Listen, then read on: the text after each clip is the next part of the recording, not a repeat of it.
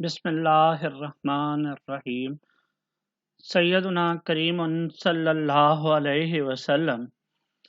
अस्सलाम वालेकुम first year class. आज हम चैप्टर नंबर 5 के लेक्चर नंबर 7 के साथ कंटिन्यू करेंगे।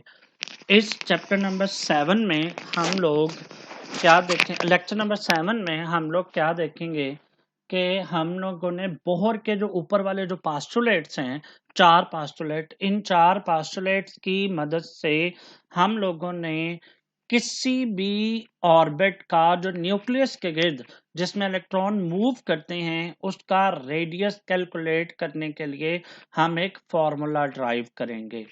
ठीक है, तो ये ऊपर वाले पास्टुलेट को इंशाल्लाह हम इसमें इस्तेमाल करेंगे। और ये जो डेरिवेशन ऑफ रेडियस है ऑफ एनी ऑर्बिट, किसी भी ऑर्बिट का, nth ऑर्बिट से क्या मुराद है कि पहला ऑर्बिट है, दूसरा है, तीसरा है या चौथा है। nth पहला भी हो सकता है, दूसरा भी हो सकता है और तीसरा भी हो सकता है। तो किसी भी ऑर्बिट का हम रेडियस कैलकुलेट कर सकते हैं। तो टॉपिक का नाम भी डेरिवेशन अखज करना of radius and energy, radius और एनर्जी को ऑफ रिवॉल्विंग इलेक्ट्रॉन, गोल घूमते हुए इलेक्ट्रॉन का इन एन nth ऑर्बिट। लेकिन हम पहले लेक्चर में हम रेडियस को कैलकुलेट करेंगे। ठीक है, तो रेडियस को कैलकुलेट करने के लिए एक एक्सप्रेशन बनाएंगे और इसको अप्लाई किसके पे करेंगे, हाइड्रोजन के एटम पे। फर्ज करें एक जनरल एटम ले लें, कंसीडर एक electron of charge E negative भी लिख सकते हैं आप। इससे क्या मुराद है, नेगेटिव ई से क्या मुराद है कि इलेक्ट्रॉन के ऊपर चार्ज नेगेटिव होता है। Revolving around the nucleus having charge Ze positive. अब न्यूक्लियस में चार्ज Ze पॉजिटिव है। ठीक है, अब Z क्या है, प्रोटॉन नंबर यानी प्रोटॉन की तादाद न्यूक्लियस में होते हैं ना। ई पॉजिटिव से क्या मुराद है, इलेक्ट्रॉन प्रोटॉन का चार्ज। और तो आपको ये तो पता है इलेक्ट्रॉन का चार्ज प्रोटॉन के चार्ज के क्या होता है, इक्वल होता है। इसलिए दोनों के लिए वैल्यू मैंने ई लिखी है फर्क डालने के लिए कि इलेक्ट्रॉन के चार्ज पे नेगेटिव लिख देंगे और प्रोटॉन के चार्ज पे क्या लिख देंगे, पॉजिटिव लिख देंगे। ठीक है, तो अब रेडियस कैलकुलेशन के लिए हमें ये पता होना चाहिए कि इन दो चार्जेस के दरमियान जो फोर्स ऑफ अट्रैक्शन है वो किसके इक्वल है। ठीक है, तो अब यहां पर मैं फर्ज करें कि हमारे पास एक इलेक्ट्रॉन है जिसका मास m है और वो r रेडियस के ऑर्बिट में घूम रहा है और v वेलोसिटी के साथ वो रिवॉल्व कर रहा है। अब according to Coulomb's law, electrostatic force of attraction between electrons, between the electron and nucleus will be given by. अब ये जरा गौर करें, मैंने यहां पे कैलकुलेट किया कूलम लॉ के मुताबिक। कूलम लॉ के मुताबिक क्या है जनाब, गौर करें, फोर्स, कूलम फोर्स किसके बराबर होती है, के Q1 Q2 over are square. ठीक है, के क्या है, के प्रोपोर्शनैलिटी कांस्टेंट है और इसकी वैल्यू जो है वो 1/4 पाई एप्सिलॉन नॉट है। एप्सिलॉन नॉट क्या है इसके बारे में मैं आपको बताता हूं अभी। Q1 फर्ज करें इलेक्ट्रॉन का चार्ज है, Q2 फर्ज करें प्रोटॉन का चार्ज है जो न्यूक्लियस में मौजूद है, यानी न्यूक्लियस का चार्ज है। अब ये सारी वैल्यूज अगर इसमें पुट करें, के की जगह पे 1/4 पाई एप्सिलॉन नॉट Ze और आगे Ze पॉजिटिव। अब आपको ये पता होना चाहिए कि ई नेगेटिव और पॉजिटिव कुछ भी नहीं है, जस्ट एक साइन नोटेशन है, इसलिए हम इसे इग्नोर कर सकते हैं। तो ई और ई क्या बन जाएगा, ई स्क्वायर, तो आपके पास फॉर्मूला बन जाएगा Ze square over 4 pi epsilon naught r square. ये कोलम्बिक फोर्स का फॉर्मूला है जो यहाँ पे आपकी बुक वाले ने अगले पेज पे कैलकुलेट किया हुआ है। देखें क्या है, ये वाला है फॉर्मूला, ये वाला। ठीक है, तो देखो यही वो फॉर्मूला है, ये किसका फॉर्मूला है, कोलम्बिक फोर्स का। और यहां पर एप्सिलॉन नॉट क्या है, epsilon not is a vacuum permittivity. Vacuum permittivity का मतलब क्या, दो चार्जेस के दरमियान जो भी जगह है वो इजाजत देगी इन चार्जेस को कि वो एक दूसरे को अट्रैक्ट या रिपेल कर सकें। परमिटिविटी इजाजत को कहते हैं। तो इसका मतलब ये हुआ कि खला की इजाजत है जिसकी वैल्यू क्या है 8.84 इंटू 10⁻⁻12 कूलम स्क्वायर पर जाउल पर मीटर। ठीक है, अब ये जो फोर्स ऑफ अट्रैक्शन है, ये जो कूलम फोर्स ऑफ अट्रैक्शन आई है, ये जो आपने कैलकुलेट किया है, ये किसके इक्वल है? ये क्या चीज प्रोवाइड कर रही है? इसी फोर्स ऑफ अट्रैक्शन की वजह से इलेक्ट्रॉन न्यूक्लियस के क्या कर रहा है? मूव कर रहा है। देखिए यहाँ पे डायग्राम में उसने बना के दिखाया हुआ है इलेक्ट्रॉन, और वो फिर v वेलोसिटी के साथ उसमें मूव कर रहा है। और जाहिर बात है इसको गोल, ये सेंट्रीपिटल फोर्स किसके इक्वल होगी? ZD square 4 pi epsilon not R square. ठीक है, ये फोर्स ऑफ अट्रैक्शन है जो सेंट्रीपिटल फोर्स प्रोवाइड कर रही है, और हर अमल का एक रद्द अमल होता है। इसका मतलब है कि इस फोर्स को सेंट्रीफ्यूगल फोर्स, जो सेंट्रीपिटल फोर्स के ही बराबर होती है, ठीक है, वो बैलेंस करेगी, और इसका फॉर्मूला है mv स्क्वायर ओवर r। ठीक है, तो अब देखें ये दोनों फिर क्या हो जाएंगी? बैलेंस हो जाएंगी, अट्रैक्टिव फोर्स और सेंट्रीफ्यूगल फोर्स, जो कि इसके बराबर है mv स्क्वायर ओवर r के। तो यहां पर r इधर डिवाइड हो रहा है, उधर जाके मल्टीप्लाई, ये देखें ये मैंने किया हुआ है। ठीक है, फिर उसके बाद r की पावर नीचे आके क्या होगी? माइनस हो गई। तो ये यहाँ पे ये फॉर्मूला आपके पास बन जाएगा, क्या बन जाएगा? mv square is equal to ZD square over 4 pi epsilon naught. ये देखो ये वाला फॉर्मूला है जिसे उसने इक्वेशन नंबर 9 का नाम दिया। अब इस इक्वेशन नंबर 9 को रीअरेंज करें। क्या करें? रीअरेंज। कैसे रीअरेंज करें? देखें क्या होगा, r इधर आके मल्टीप्लाई और mv स्क्वायर इधर आके डिवाइड। ठीक है, तो ये आपके पास रेडियस कैलकुलेट करने का एक फॉर्मूला है। इस फॉर्मूले में बहुत सारी चीजें कांस्टेंट हैं सिवाय वेलोसिटी के। कैसे? कौन सी चीजें कांस्टेंट है मैं उनको सेपरेट करने जा रहा हूं। Z E 4 pi epsilon not और m, ये सारी चीजें कांस्टेंट हैं। क्यों? Z क्या है? प्रोटॉन नंबर यानी एटॉमिक नंबर, ये कांस्टेंट होता है, हर एलिमेंट का फिक्स होता है। E क्या है? E क्या है? इलेक्ट्रॉन का चार्ज। 4 एक कांस्टेंट है, पाई 22 ओवर 7 यानी 3.14, और epsilon not 8.84 into 10⁻12 coulomb square पर जूल पर मीटर। m क्या है? मास ऑफ दी इलेक्ट्रॉन है। ठीक है, तो v एक बदलती हुई वैल्यू है। तो यहां से गौर करें तो ये इक्वल, और इस पूरे कांस्टेंट को हटाएं तो हमें प्रोपोर्शनैलिटी साइन, यहां से क्या पता चलता है कि रेडियस वेलोसिटी का क्या है? इनवर्सली प्रोपोर्शनल है।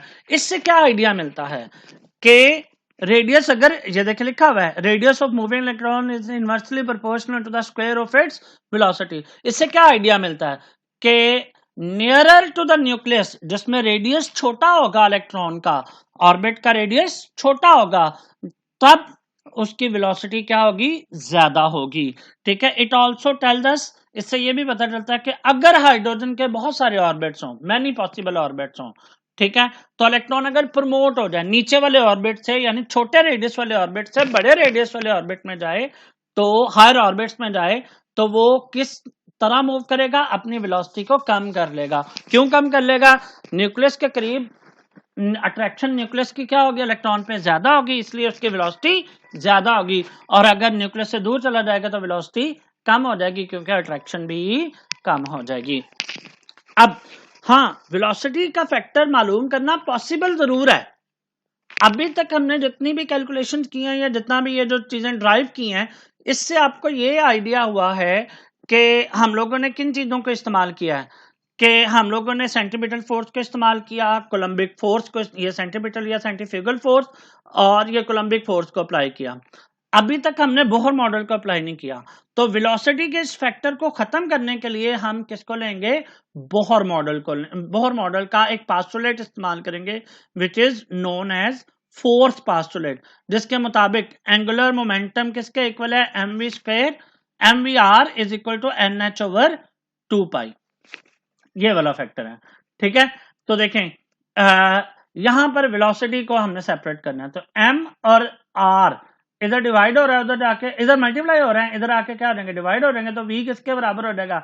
nh ओवर 2 पाई mr। अब आपको यहाँ पे वेलोसिटी का स्क्वायर वाला वैल्यू पुट करनी है, तो वेलोसिटी का स्क्वायर किसके इक्वल होगा? वेलोसिटी का स्क्वायर बराबर होगा n square h square 4 pi square m square r square. तो यहां पे उसके बाद इसकी वैल्यू को उलट करें। क्यों? क्योंकि हमने वेलोसिटी का इनवर्स लिखना है, यानी 1 ओवर v स्क्वायर की वैल्यू लिखनी है। इसका मतलब है कि ये इसके बटे के नीचे कुछ नहीं है तो 1 होता है। 1 को ऊपर लेके जाएं, वी स्क्वायर को नीचे ले जाएं, तो इनको भी ऊपर करना पड़ेगा ना, नीचे वाले को ऊपर और ऊपर वाले को नीचे। तो ये 4 pi m square are square ऊपर आ जाएगा, एन स्क्वायर एच स्क्वायर क्या आ जाएगा, बटे के नीचे आ जाएगा। अब ये जो इक्वेशन नंबर 11 से आपके पास ये 1 ओवर वी स्क्वायर की वैल्यू है, वो इसमें क्या कर दें, दर्ज कर दें।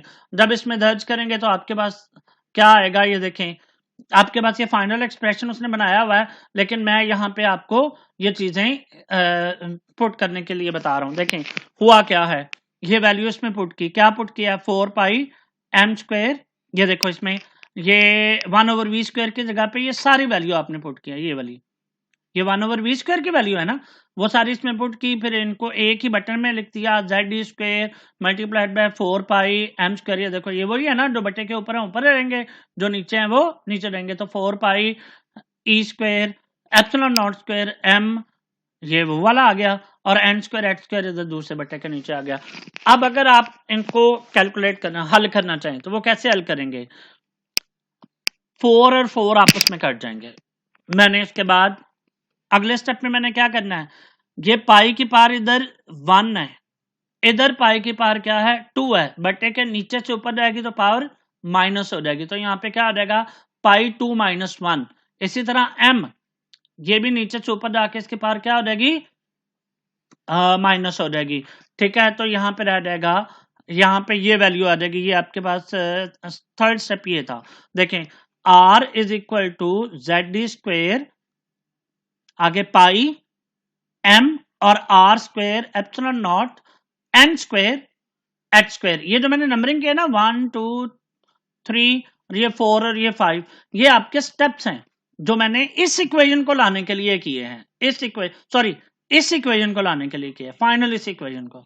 ठीक है, अब देखें उसके बाद देखें आपके पास यहाँ पे आ रहा है जेड ई स्क्वेयर, ये कट गया, सॉरी ये एस एच ही आ गया, पाई की पार एक रहेगी, एक हम लिखते नहीं है, एम की पार भी एक रहेगी, लिखते नहीं है, आर स्क्वेयर, और अब बटे के नीचे आपके पास क्या बचा, epsilon naught n square h square. यानी ये जो आप परेशान नहीं हो ना कि ये पाई एम किधर गए, पाई एम को हमने इसको ऊपर शिफ्ट कर दिया है।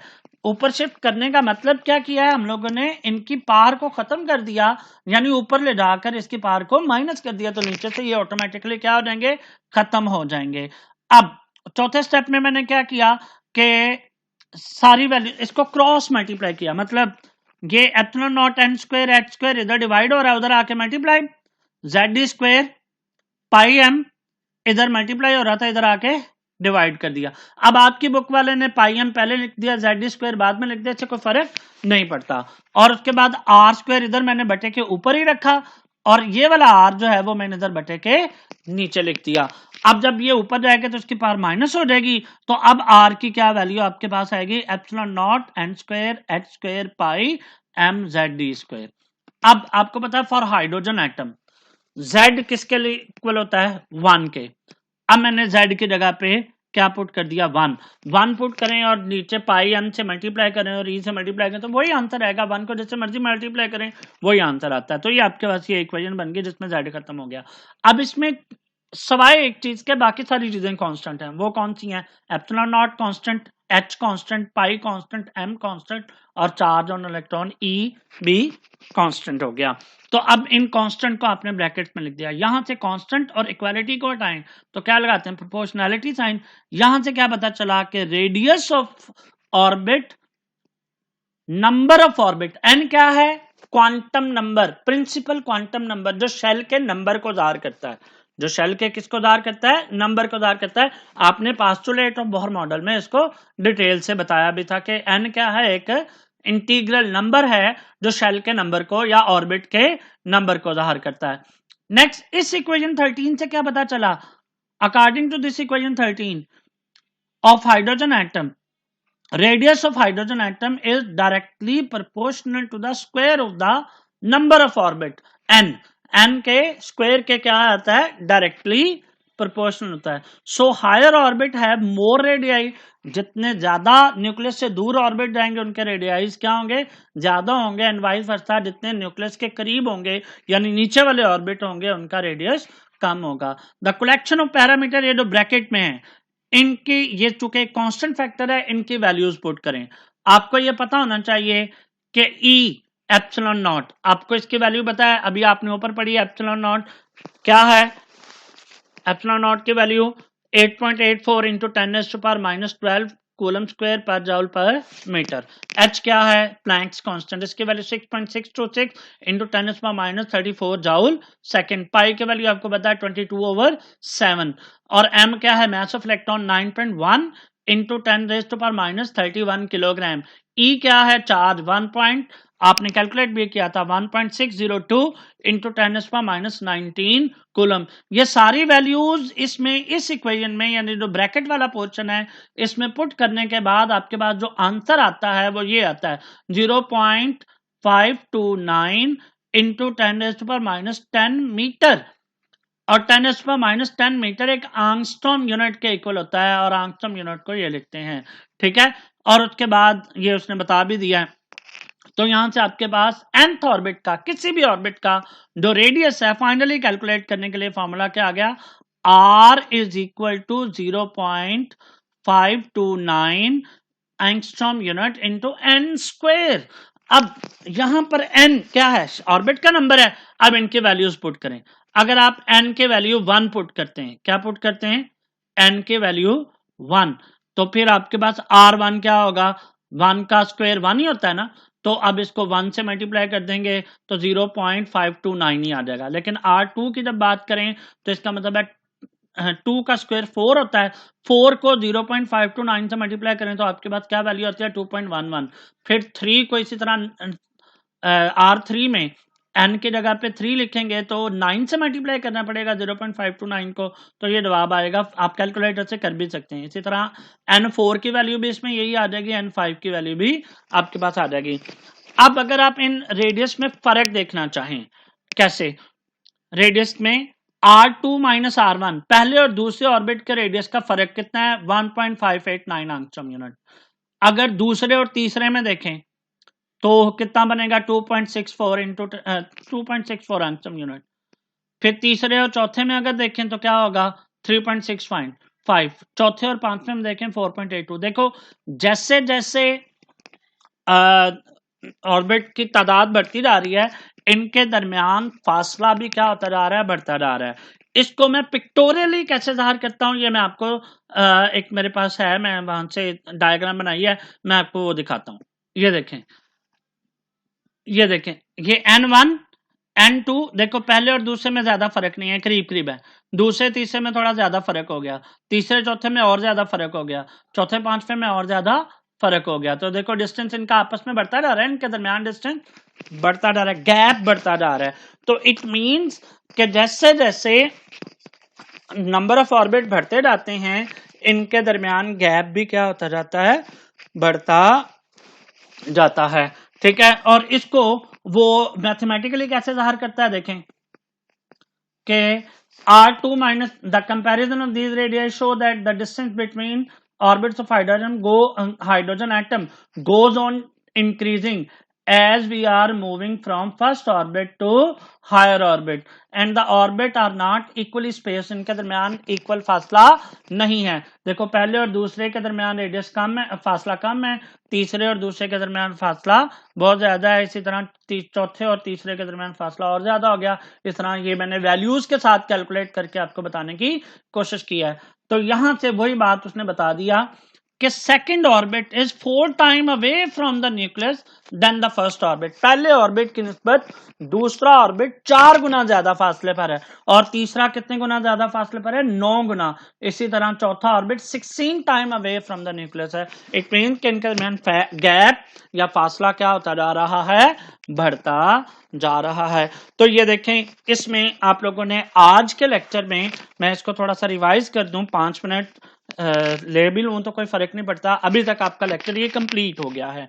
अब गौर करें, रेडियस कैलकुलेशन के लिए आपने जितनी भी कैलकुलेशन की हैं उनको अगर आप देखें तो इसको कैलकुलेट करने के लिए बड़ा सिंपल सा आपके पास ये लेक्चर है, आपने परेशान नहीं होना। इसको गौर से समझ के याद करने की कोशिश करनी है। तो देखो हम लोग बोहर के मॉडल को इस्तेमाल करते हुए nth ऑर्बिट, किसी भी ऑर्बिट की हाइड्रोजन एटम में रेडियस को कैलकुलेट कर सकते हैं। इसके लिए एक जनरल एटम लें जिसका एक इलेक्ट्रॉन है और Ze पॉजिटिव उसमें प्रोटॉन की तादाद है और साथ E पॉजिटिव उसका चार्ज है, तो ये प्रोटॉन का चार्ज हो गया जो किसमें होता है, न्यूक्लियस में। अब दोनों न्यूक्लियस का चार्ज और जो इलेक्ट्रॉन का चार्ज है वो एक दूसरे को अट्रैक्ट करते हैं। फर्ज करें कि आपके पास इलेक्ट्रॉन का मास m है और वो v वेलोसिटी से r रेडियस के ऑर्बिट में घूम रहा है, तो then according to Coulomb's law force of attraction between these charges will be equal to, वो मैंने कैलकुलेट करके भी आपको बताई, ठीक है। और ये मैंने आपको उधर से भी वर्ड की फाइल से भी मैंने देख के बताया। तो ये कोलम्बिक फोर्स है, कूलम्स लॉ को अप्लाई करते हुए। आपको पता है कोलम्बिक फोर्स अट्रैक्टिव फोर्स है, ये सेंट्रीपिटल फोर्स प्रोवाइड करेगी। सेंट्रीपिटल फोर्स को बैलेंस करने के लिए हर अमल का एक रद्द अमल होता है, तो हमारे पास क्या होगी, एक सेंट्रीफ्यूगल फोर्स होगी जो सेंट्रीपिटल फोर्स के इक्वल होती है, और वो mv² हो गया, mv²/r। तो ये दोनों फोर्सेस एक दूसरे के इक्वल हो जाएंगे, सेंट्रीपिटल फोर्स और सेंट्रीफ्यूगल फोर्स। या ये कह लें कि जो कोलम्बिक फोर्स है वो सेंट्रीपिटल फोर्स ही प्रोवाइड करती है, इसलिए आप इन दोनों को इक्वल कर देंगे। r इधर डिवाइड हो रहा है, उधर जाके मल्टीप्लाई होगा, और मल्टीप्लाई होने के बाद जब ये वैल्यू आएगी तो mv² ये आपके पास Zd²/4πε0 है, 4πε0r है। उसके बाद हमारा जो नेक्स्ट स्टेप है उसमें देखें तो r इधर डिवाइड हो रहा है, उधर जाके मल्टीप्लाई, mv² इधर मल्टीप्लाई हो रहा है, इधर आके डिवाइड। अब यहाँ से जो चीजें कांस्टेंट है मैंने उनको सेपरेट कर लिया। यहाँ से एक आपके पास रिलेशन आया जिसमें पता चला कि रेडियस वेलोसिटी के स्क्वायर के इनवर्सली प्रोपोर्शनल है, ठीक है। और उसके बाद नेक्स्ट अगर आप देखें, एक मिनट जी, तो इस इक्वेशन 10 के मुताबिक उसने कहा कि रेडियस वेलोसिटी के स्क्वायर के इनवर्सली प्रोपोर्शनल, इट मीन कि न्यूक्लियस के करीब होगा तो वेलोसिटी ज्यादा होगी, न्यूक्लियस से दूर होगा तो वेलोसिटी कम होगी। अब इस वेलोसिटी के फैक्टर को मालूम तो की जा सकती है, मगर मैं इस वेलोसिटी के फैक्टर को खत्म करते हुए अब मैं बोहर मॉडल को अप्लाई करूंगा, और बोहर मॉडल का मैं चौथा पोस्टुलेट यूज करेंगे जिसके मुताबिक एंगुलर मोमेंटम किसके इक्वल होता है, nh/2π। तो यहां से मैं वेलोसिटी के फैक्टर को सेपरेट करूंगा, mr इधर डिवाइड मल्टीप्लाई और इधर आके डिवाइड। उसके बाद आगे मैंने v का स्क्वायर, वेलोसिटी के स्क्वायर की वैल्यू पुट करनी है, तो मुझे क्या करना पड़ेगा, वेलोसिटी का स्क्वायर लेकर और फिर वेलोसिटी के स्क्वायर के साथ मुझे एक और चीज करनी पड़ेगी, वो मुझे ये करना पड़ेगा, एक मिनट, मुझे ये करना पड़ेगा कि मैंने वेलोसिटी के स्क्वायर का इनवर्स भी लेना है, उलट भी लेना है, ठीक है। अब देखें तो ये मेरे पास वेलोसिटी के स्क्वायर का इनवर्स की ये वैल्यू आ गई। अब ये सारी वैल्यूज मैं इसमें क्या करूंगा, दर्ज करूंगा इक्वेशन नंबर 10 में। इक्वेशन नंबर 11 की वैल्यू इक्वेशन नंबर 10 में दर्ज करूंगा। दर्ज करने के बाद बटे के ऊपर रहेंगे, नीचे वाले नीचे रहेंगे। अब मैं इसको काटना शुरू करूंगा, 4 से क्या हो जाएगा, कट जाएगा। देखें जैसे ये लाइन के साथ मैंने काटने की 4 से कट गया। उसके बाद पाई इधर डिवाइड हो रहा है, उधर ऊपर जाके इसकी पावर माइनस हो जाएगी, वो भी m की भी पावर भी मैंने माइनस कर दी, और बाकी सारा कुछ मैंने ऐसे ही रखा। उसके बाद फिर मैंने क्या किया, ये सारी पाई इसको पुट कर दिया, यानी ये 2 - 1 किया तो 1 आ गई, पाई की पावर 1 मैं लिखता नहीं हूँ, m की पावर भी 1 है वो मैं लिखता नहीं हूँ, ठीक है, और r²। उसके बाद आप लोगों ने r को सेपरेट करना है, तो r को सेपरेट करने के लिए आपको क्या करना पड़ेगा, r इधर मल्टीप्लाई और इधर आके डिवाइड हो जाएगा, और ये r² यानी r वाली टर्म्स एक साइड पर रहेंगी, बाकी दूसरी ये डिवाइड हो रही है, उधर आके मल्टीप्लाई, ये मल्टीप्लाई हो रहा है, इधर आके डिवाइड। देखो आपकी बुक वाले ने Ze² जो है वो बाद में लिखा है, मैंने पहले लिख दिया, इससे कोई फर्क नहीं पड़ता। उसके बाद यहाँ पे r की वैल्यू कैलकुलेट करने के लिए ये एक फॉर्मूला आ गया जिसके मुताबिक n क्या है, नंबर ऑफ ऑर्बिट है, यानी ऑर्बिट का नंबर है, और बाकी सारी वैल्यूज कांस्टेंट है, इनको ब्रैकेट में लिख दिया। यहां से पता चला कि रेडियस शेल के नंबर के यानी ऑर्बिट के नंबर के क्या होता है, डायरेक्टली प्रोपोर्शनल होता है। इन सारी वैल्यूज को पुट किया, ये ε0, h, पाई और m और e की वैल्यू को पुट किया, और आपके पास जो जवाब आएगा ब्रैकेट के अंदर वाले पोर्शन का वो ये आएगा। और इस जवाब को हम लिखते हैं 0.529 × 10 मीटर, और 10⁻10 मीटर किसके इक्वल होता है, एंगस्ट्रॉम यूनिट के। और ये सारी वैल्यूज यहाँ पे पुट की। फिर पहले ऑर्बिट का रेडियस मालूम किया जब n की वैल्यू 1, फिर n की वैल्यू 2 पुट करके 2 का स्क्वायर 4 होता है। 4 के साथ 0.529 को मल्टीप्लाई किया तो ये आपके पास 2.11, 3 के साथ आया तो 4.75, 4 के साथ आया तो 8.4 और 5 के साथ आया तो 13.22 आंसर मिला। फिर इनके दरमियान डिफरेंस देखा, देखो माइनस करके डिफरेंस देखा तो पता चला कि इनके दरमियान गैप क्या होता जा रहा है, बढ़ता जा रहा है। तो पहले और दूसरे के दरमियान गैप कम है, देखें दूसरे और तीसरे के दरमियान गैप थोड़ा ज्यादा, तीसरे चौथे के दरमियान गैप और ज्यादा, चौथे पांचवें के दरमियान गैप और ज्यादा हो गया। तो अब उसके बाद इससे ये चीज वादे पता चलती है इस फार्मूला से कि पहला ऑर्बिट का रेडियस अगर फर्ज करें 1 है तो दूसरे ऑर्बिट का रेडियस 4 है। क्यों? क्योंकि वो 4 गुना दूर फासले पर है, 2 का स्क्वायर 4 ही होता है ना, तो 4 गुना न्यूक्लियस से दूर फासले पर है। इसी तरह तीसरा 9 गुना दूर है, चौथा जो है वो 16 गुना, पांचवा जो है 25 गुना दूर है। तो यहां से आप लोगों के पास इनके दरमियान गैप भी पता चल गया और आपने रेडियस कैलकुलेट करने का एक फॉर्मूला भी पता चला लिया। ये हाइड्रोजन एटम के लिए जो रेडियाइज हैं ये कैलकुलेट करके आपने यहाँ पे लिख दिए। तो उसके बाद नेक्स्ट इंशाल्लाह हम लोग एनर्जी कैलकुलेट करेंगे। एनर्जी की कैलकुलेशन के लिए हम लोग जो है वो दो तरह की एनर्जीज होती हैं, काइनेटिक और पोटेंशियल। तो काइनेटिक एनर्जी तो आपके पास सिंपल इस फॉर्मूले से आ जाएगी। पोटेंशियल एनर्जी को कैलकुलेट करने के लिए हमें फिजिक्स इस्तेमाल करनी पड़ेगी, जिसमें आपने ग्रेविटेशनल पोटेंशियल एनर्जी कैलकुलेट की थी। यहाँ पे भी हम पोटेंशियल एनर्जी को उसी तरीके से कैलकुलेट करेंगे। वहां पे हम लोग सिंपल समीशन का इस्तेमाल करते थे, यहाँ पे हम लोग समीशन की थोड़ी बिगड़ी हुई शक्ल है जिसको हम इंटीग्रेशन कहते हैं। ये इंटीग्रेशन मैथ में सेकेंड ईयर में आप पढ़ेंगे इंशाल्लाह। मैं हम इनके साथ कल कंटिन्यू करेंगे। आज के लेक्चर के लिए इतना ही रखें। अल्लाह हाफिज। आप लोगों को कोई मसला हो तो आप मुझसे पूछ सकते हैं। बहुत शुक्रिया।